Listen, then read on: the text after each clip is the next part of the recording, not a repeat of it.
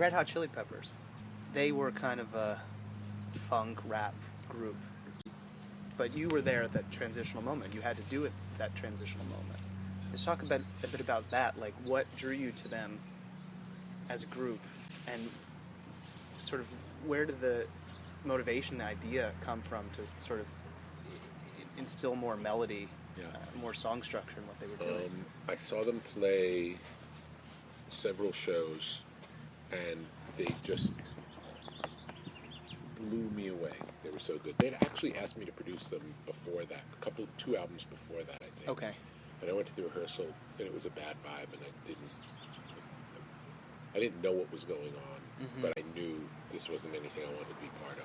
Just the band dynamics? Yeah, it turns out that they were all on a lot of drugs, and I hadn't really been around that, but there was a really uncomfortable feeling in the room, and you could see that the guys in the band didn't trust each other, and that doesn't make really for great music.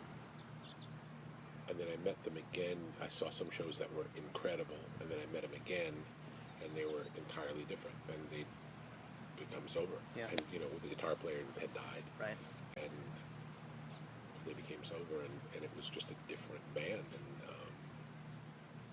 and I really liked them. What did you remember about the shows? What sort of... just the combination of the power of the music, how charismatic Anthony was. He was a great front man. Flea's bass playing was unbelievable, and I felt like we could really do something good, like really good. Because I felt like they for me, they had never made a great record, but I thought they were a great band. So that was like a good combination. Like they were a great band. People already liked them. So if we made something really great, it would be okay. So what was the initial sort of process like for making that? Just got together and started doing rehearsals. And yeah. They would write songs and play them for me, and we would talk about how to make them better, or what was good about them or not good. And it just happened over like a 9-month period. Built up a lot of songs. There was definitely more of an element of melody and there were one of the breakthrough moments was Under the Bridge. I was at Anthony's house, and he was showing me some books of writing he did, and I was looking through the notebooks, and I found this Under the Bridge, and I read it, and it's like, this looks really good. What is this? And he's like, well, it's a poem and it's a song, but it's not a Chili Pepper song. And I said, why not? And he's like, well, that's not what we do. It's like we're a funk band, and I rap, and this isn't that kind of song. This is more of a personal song.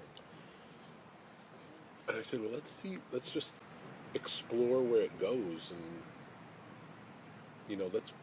the idea that the Chili Peppers are limited to being a funk band with rapping, it's like, it doesn't have to be that. It's like, really, people like the four of you, and whatever the best music the four of you create is really what the Chili Peppers are.